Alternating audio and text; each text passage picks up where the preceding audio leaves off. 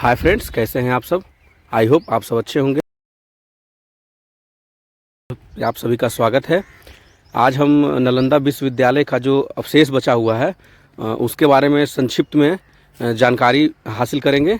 तो मिलते हैं वीडियो के लास्ट में, और तब तक यहाँ के जो लोकल गाइड हैं उनसे सुनते हैं इसके बारे में। तो मिलते हैं वीडियो के लास्ट में। नालंदा विश्वविद्यालय के बारे में जो भी बातें आज तक आपने पढ़ी सुनी है, कहा गया है कि नालंदा दो शब्दों के मिल से बना। जब इसका संधि विच्छेद करेंगे, एक नालम और दूसरा दा बनेगा। ये दोनों संस्कृत शब्द है। नालम का अर्थ होता है कमल का फूल, और इसकी तुलना ज्ञान से किया गया। दा का अर्थ होता है देना, मतलब जहाँ ज्ञान कभी दान में दिया गया उसको नालंदा कहा। इस यानी हमारा बिहार ही प्राचीन मगध राज्य है। तो जब मगध के राजा कुमारगुप्त फर्स्ट हुए, उन्होंने इसकी स्थापना 427 ईस्वी में किया था, यानी 1600-1700 वर्ष पहले ये बना।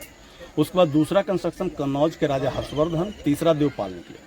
3 राजाओं द्वारा बनाए जाने के कारण इसका हाइट हो गया 45 फीट। लेकिन 1200 ईस्वी में तुर्की आक्रमणकारी बख्तियार खिलजी इसको पूरी तरह से नष्ट किया, आग लगाई। उस समय नालंदा विश्वविद्यालय में 3 वर्ल्ड फेमस लाइब्रेरी था, जिसका नाम था रत्न सागर, रत्न दधी और रत्न रंजन। रत्न सागर नाम का जो लाइब्रेरी था वो 9 मंजिला इमारत, किताबों की संख्या 90 लाख, और वो सारी किताबें ही लिखी गई, कहीं से खरीदा नहीं गया। जब आग लगी, नालंदा विश्वविद्यालय कंटिन्यू 6 महीना जला।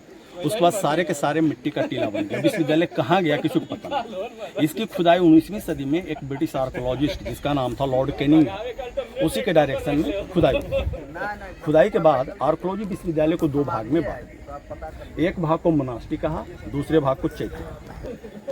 आप उधर से आए हैं, उधर आपने देखा होगा छोटा छोटा गड्ढा बना है ना, एंट्रेंस में राइट साइड, एंट्रेंस के राइट साइड। तो वो सारा वो मोनास्ट्री का एरिया है। माने उधर का सारा कंस्ट्रक्शन स्टेट जो देख रहे हैं वो सारा मोनास्ट्री का। मोनास्ट्री का मतलब जहाँ विद्यार्थी रहते पढ़ते थे, और जिस एरिया में वो पूजा प्रार्थना करने के लिए आते थे उस एरिया को चैत्य एरिया कहा जाता था, यानी मंदिरों के हिस्से। तो आप लोग अभी मंदिरों के हिस्से में बैठे हुए। तो अब भी 1 स्क्वायर किलोमीटर एरिया की खुदाई हुआ। एक्चुअली ये जो बातें मैं आपको बता रहा हूँ ये ह्वेनसांग के डायरी पे, क्योंकि सारी किताबें आपकी जल गई, कुछ है नहीं। लेकिन ह्वेनसांग चीन से आया था पढ़ने, एक लंबा समय बिताया, तो अपने रहने पढ़ने के दरमियान जो चीज़ें देखी उसको अपने डायरी पे लिखा, और वो डायरी हमारा इतिहास। उसने लिखा क्या कि उस समय विश्वविद्यालय का एरिया 10 किलोमीटर लंबा, 5 किलोमीटर चौड़ा, पढ़ने वाले विद्यार्थी 10,000, 1500 टीचर। लेकिन अभी खुदाई है मात्र 1 स्क्वायर किलोमीटर। अभी 9 किलोमीटर लंबा, 4 किलोमीटर चौड़ा बाकी है, जिसपे कई गाँव बसे हैं। कृषि कार्य हो रहा है, इसलिए गवर्नमेंट लॉने के हाल खुदाई का हम जो देखेंगे ये मात्र 1 स्क्वायर किलोमीटर एरिया की खुदाई को देख रहे हैं। तो पीछे जो ऊंचा ऊंचा हिस्सा दिख रहा है ये सारे के सारे अपने ज़माने का ग्रांड टेम्पल मंदिर था विशाल। खुदाई में जो रिमेंस मिला है वहाँ से, जैसे ब्रोकन स्टोन में है, ब्रोंज में जिनमें चावल का अर्धेंस, मिट्टी के बड़े बड़े घड़े, सील सिरिंग, तो ये जो चीज़ें मिली वो म्यूजियम में, इसका कोई, लेकिन म्यूजियम फिलहाल बंद है, इसलिए कि मेंटेनेंस का काम चल रहा है। हमारा जो मेन आइडेंटिफिकेशन है वो चौड़ा। जब भी बिहार टू का साइट अपना इंडियन हिस्ट्री है, जो बच्चों को आज भी छोटे SST का बुक जो आता है ना, उस पर इसी का फिगर है।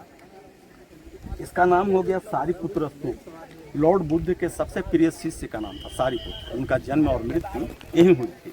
मृत्यु के बाद जब उनका अग्नि संस्कार बौद्धिक परंपरा से, और जो राख बचास थी उस अस्थि को इस कंस्ट्रक्शन के बीच में रख के इसके ऊपर मिट्टी का स्तूप। 3rd सेंचुरी BC में आपने पढ़ा होगा मगध के राजा सम्राट अशोक हुए, जिन्होंने अपने जीवन की एक अंतिम लड़ाई कलिंगा वार किया। उसके बाद उन्होंने बौद्ध धर्म माना। बौद्ध धर्म मानने के बाद सबसे पहली पूजा इसका की। इतिहास कहता है सम्राट अशोक पहला राजा हुए जिन्होंने नालंदा महाविहार की स्थापना किया। तो बिफोर क्राइस्ट जब ये विश्वविद्यालय बना नहीं था, उस समय इस जगह का नाम सिर्फ बिहार है।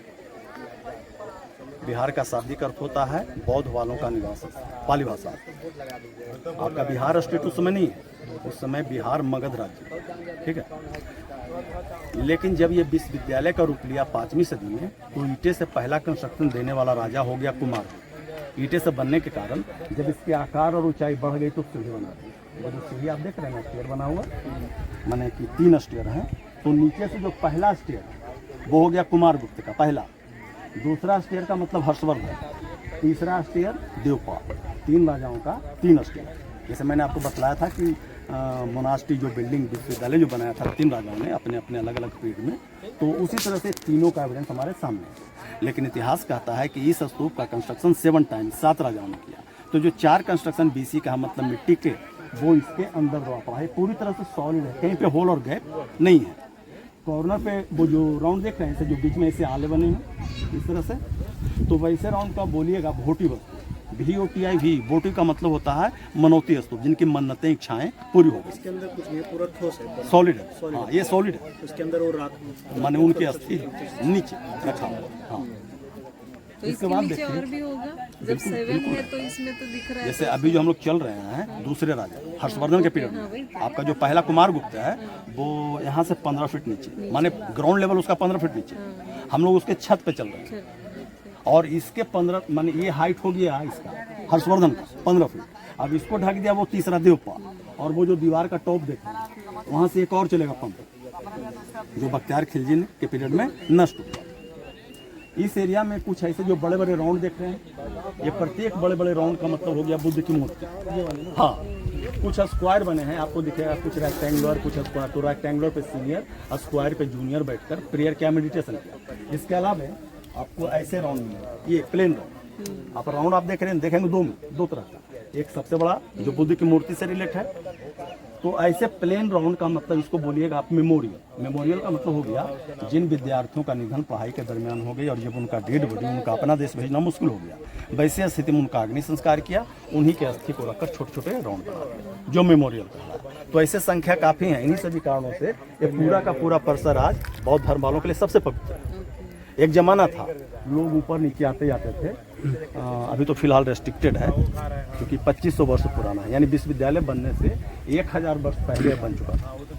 इसके बारे में चीन से आने वाला पहला चाइनीज फाहियान ने ही लिखा कि जब मैं नालंदा आया तो सारी पुत्र स्तूप के सिवा कुछ नहीं लिखा। इसके माने उसने विश्वविद्यालय के बारे में नहीं लिखा। इससे पता चलता है कि उसके पीरियड में विश्वविद्यालय नहीं बना। विश्वविद्यालय की जानकारी हमें हुएनसांग की डायरी से मिलता है। इस्टेब्लिशमेंट के आधार पर जानिए दुनिया का पहला यूनिवर्सिटी जो भारत में सेटअप हुआ उसका नाम था तक्षशिला यूनिवर्सिटी। ये भारत घटा चला गया पाकिस्तान। ये दूसरा। तीसरा विक्रमशिला भागलपुर। चौथा हो गया उदंतपुरी विश्वविद्यालय बिहार शरीफ। लेकिन एरिया और रेसिडेंशियल यूनिवर्सिटी की जब बात करेंगे तो दुनिया का सबसे पहला और सबसे बड़ा ये नालंदा। यहाँ का कॉमन लैंग्वेज याद रखिएगा संस्कृत। बौद्ध धर्म वालों का मेन लैंग्वेज पाली होता है, लेकिन बुद्ध के मृत्यु के बाद बौद्ध धर्म कई भागों में बट गए, जैसे हीनयान, महायान, वज्रयान, तंत्रयान। तो नालंदा विश्वविद्यालय सेंटर बना महायान वालों का, इसलिए यहाँ का मेन लैंग्वेज हो गया संस्कृत। जबकि विक्रमशिला जो भागलपुर था वहाँ के लोग हीनयान वाले थे, इसलिए वहाँ का मेन लैंग्वेज हो गया पाली। ये दोनों में फर्क है। विक्रमशिला कहाँ बोल रहे? भागलपुर। ओरिजिनल गेट नहीं मिला है जहाँ से आप लोग एंट्री किए हैं ना, वो जो गड्ढे गड्ढे वाला रूम देखें, तो वो जो दरवाजा मोटा सा दीवार है ना दोनों साइड, हाँ दोनों साइड में, तो वो ओरिजिनल गेट नहीं है। खुदाई में कनेक्टेड दीवार था वो जो कटाई करके रास्ता बनाया। लेकिन इतिहास कहता है कि उस समय ये विश्वविद्यालय के चारों दिशाओं में एक गेट था, यानी 4 गेट, और प्रत्येक गेट पर एक एक द्वार पंडित होते थे, जैसे आज सिक्योरिटी गार्ड होता है। तो वो सिक्योरिटी गार्ड इतने स्कॉलर होते थे कि जो भी स्टूडेंट एडमिशन के लिए आए उनका एंट्रेंस टेस्ट गेट पर वही लेते थे। 10 क्वेश्चन पूछा, 3 का जो जवाब दिया उसी का एडमिशन। हुएनसांग 2 बार फेल किया, तीसरा बार में वो पास होता तब उसका एडमिशन हुआ। तो इतिहास आपको ये भी कह रहा है कि एंट्रेंस टेस्ट का आरंभिक दौर जो सबसे पहले पूरी दुनिया में शुरू हुआ वो है आपका नालंदा, जिसका फॉलोवर है सारी दुनिया। ये ऊंचे ऊंचे दीवार, इसमें आपका 80% ब्रिक्स ओरिजिनल। ये 2 कलर आपको दिख रहा है ना दीवार में, 2 कलर दिख रहा है ना, ब्लैक। इधर का जो है हाँ ये तो वो हो गया ओरिजिनल। इसमें कुछ रिप्लेस्ड भी। ईंटे की जुड़ाई कर उसमें सीमेंट नहीं होता था, मटेरियल के रूप में वो लोग खड़िया मिट्टी, सुर्खी, बेल का हिस्सा, उड़द दाल, गुड़, ये सारी चीज़ें मिलाई जाती थी जो सीमेंट से ज़्यादा टिकाऊ होता था। और जहाँ कहीं सीमेंटेड स्लैब आप देखें, आर्कोलॉजी का वो नया सपोर्ट है। ये क्लियर हो गया। आप वो मोनास्ट्री तो आपने देख लिया है, गए हैं ना, हम आपको एक दूसरा मोनास्ट्री दिखाएंगे जो कंप्लीट है।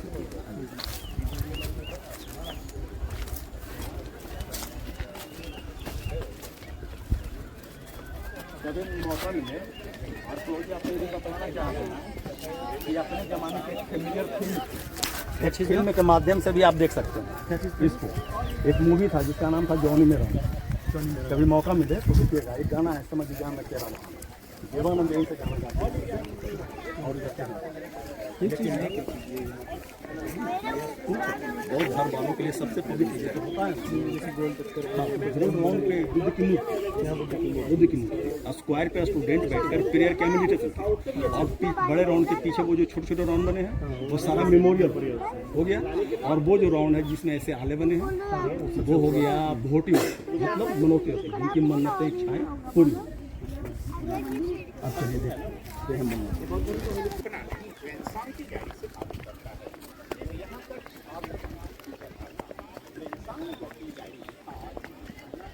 यहाँ सारा विषय पढ़ाया जाता था। ऐसा समझ में आया है कि 108 विषय नहीं देखा, लेकिन 108 विषय के बाद नहीं देखा, 108 विषय यहाँ पढ़ा। अब कौन कौन सा था वो करेंगे, लेकिन ये जान लीजिए कि बौद्धिज्म फिलोसफी नहीं था। इसके अलावा art, science, philosophy, metaphysics, art and architecture, grammar, astronomy, everything you can't say subject. यहाँ तक कि वेद, पुराण, उपनिषद सारे पाए जाते हैं। स्कॉलर प्रिंसिपल के रूप में जिनका नाम आता है उनमें नागार्जुन का नाम, आर्यदेव, सुबंधु, सुकृति, सिलवक्षी, धर्मपाल, अतिश दीपंकर, तारानाथ, ये सारे के सारे स्कॉलर दिग्गज माने की व्यक्ति जो प्रिंसिपल के रूप में सिलेक्ट हुए। उसमें उनके साथ साथ ही एक व्यक्ति और होते हैं जिनका नाम था आर्यभट्ट, जिन्होंने जीरो की खोज। वो यहाँ का स्टूडेंट, यहाँ वो पढ़ाई किए हैं, प्रोडक्ट हैं। आर्यभट्ट आर्यभट्ट कहाँ के पता है ना? हाँ, आर्यभट्ट कहाँ के रहने वाले? बिहार के। बिहार के। हाँ, और बिहार में कहाँ जाते? मुजफ्फरपुर की, भागलपुर कहाँ से? नहीं तो जहानाबाद। अच्छा, जहानाबाद। अच्छा, जहानाबाद में तरेगना नाम का एक भी एक स्टेशन स्टेशन है तेलंगाना। हाँ हाँ, तो वो उनका क्या था, लेबोरेटरी सेंटर था, अच्छा, लैब था तेलंगाना। तेलंगाना में ना। तेलंगाना वैसे नाम पड़ा, तारों का निरीक्षण मैंने किया, जांच पता। चलिए आज अच्छा, इसीलिए उसका नाम है। सर ये सबसे जो मुनासिब आपने वहाँ देखा वो सेम सिमिलर एविडेंस आपको यहाँ देखने को मिलेगा। जैसे ये गेट टूटे पत्थर का मतलब पिलर, यानी इसके ऊपर स्टूडेंट जैसे ही नहीं, ये दोनों तरफ बुद्ध की। सबसे पहले इसकी बुद्धम शरणम गच्छामि का उच्चारण करते हुए लोग अपने अपने क्लास और तो आपको समझ लेना है कि आपको बतला रहा है कि वो पहला राजा कुमार, जिसका ग्राउंड लेवल 10 फीट और वहाँ से नीचे हम लोग हर्षवर्धन में चल रहे हैं, उसके ऊपर तीसरा जुड़ेंगे। इसमें चारों तरफ 32 कमरे, जितने कमरे हैं उसके अपेक्षा वो जो सामने वाला रूम है सबसे बड़ा है। तो ये हो गया टीचर, गेट के सामने कौन आ जा रहा है उनके नज़र में, और सारे स्टूडेंट इनके कंट्रोल में। हम लोग बरामदा में आ गए, यही रहने के लिए हो गया। और छोटे छोटे गड्ढे का मतलब पिलर, यानी पुराने जमाने में जो मकान बनता था ना, रूम, बरामदा, फिर आंगन होता था, तो इसके ऊपर छत होता था। और ये स्पेसियस कोर्टयार्ड जो क्लासरूम के रूप में ही था। आंगन में आपको 3 स्टेज दिखाया जा रहा है। सामने का स्टेज कुमार गुप्त के पीरियड का बना हुआ लेक्चर स्टेज, हर्षवर्धन आया उसने उसको ढक दिया और लेक्चर प्लेटफॉर्म इधर कर दिया। इसको तीसरे देवपाल ने ढका और लेक्चर स्टेज इधर कर दिया। तो तीनों राजाओं का एविडेंस यहाँ क्लियर कर रहा है। ये दोनों तरफ जो गड्ढा देख रहे हैं ये बर्नर है, चूल्हा, खाना बनाने के समय खाना और पढ़ाई के दरमियान इसका यूज वो लोग लेबोरेटरी के रूप में करते हैं, यानी मेटल को मेल्ट करना, केमिकल रिएक्शन, मेडिसिन। कॉर्नर में कुआं पानी के लिए। सारे मोनास्ट्री के आंगन में एक फैसिलिटी, यानी जो लोग जहाँ रहते थे उनकी सारी व्यवस्था उनके अपने एरिया में होती है। मैंने इतनी बड़ी संख्या के बावजूद गैदरिंग कहीं नहीं, कहीं पे भीड़ भाव नहीं, जो जहाँ है उनके लिए सारी व्यवस्था। रूम के बारे में लिखा था उस समय रूम का जो टेम्परेचर होता था बिल्कुल मॉडरेट, मतलब नेचुरल एयर कंडीशन। गर्मी में न ज़्यादा गर्मी, ठंडे में न ज़्यादा ठंडा। दीवार की मोटाई चारों, क्योंकि प्रत्येक दीवार की मोटाई चारों तरफ से 6 फीट सॉलिड। ये दरवाजे, लकड़ी का गेट, मोटे मोटे किवाड़, लॉक करने के लिए कुंडी, और ये जो छोटे आले बने हैं यहाँ पे वो लोग मसाल रखते थे लाइट के लिए, रात में लाइट वो लोग मसाल से किया। तो इसी पैटर्न पे बना हुआ सारा एविडेंस मिला। तो ऐसे ऐसे अभी 11 ब्लॉक्स मिले, लेकिन अगर उस समय की बात करेंगे तो ऐसा ऐसा हो जाएगा 324 मिनट, एक लाइन में 108 मिनट ऐसा, और ऐसे ऐसे 3 लाइन, मोनास्ट्री चैत्य, मोनास्ट्री चैत्य, मोनास्ट्री चैत्य, इस तरह से। जिनका एडमिशन हो गया उनका रहना सहना खाना पीना सारा फ्री ऑफ कॉस्ट, कोई चार्ज नहीं। और व्यवस्था पूरी होती थी कहाँ से, तो जो राजा होते थे लगभग 200 गांव का जो रिवेन्यू कलेक्शन होता था वो सारा का सारा डोनेट कर देते थे विश्वविद्यालय को, उसी से सारी व्यवस्था विश्वविद्यालय का हुआ करता था। ये है सर यहाँ का मेन और बेसिक इन्फॉर्मेशन, हमारी सेवा। धन्यवाद। तो ये रहा नालंदा विश्वविद्यालय का गौरवपूर्ण इतिहास, जो कि बहुत समय तक इन अवशेष के साथ ही दबा रहा, लेकिन अब धीरे धीरे सरकार इस पे काम कर रही है। और अगर आप नज़दीक से देखना चाहते हो तो यहाँ विज़िट करो और देखो, यहाँ का कुछ अलग ही एक्सपीरियंस होगा। तो वीडियो देखने के लिए थैंक यू सो मच। मिलते हैं नेक्स्ट वीडियो में।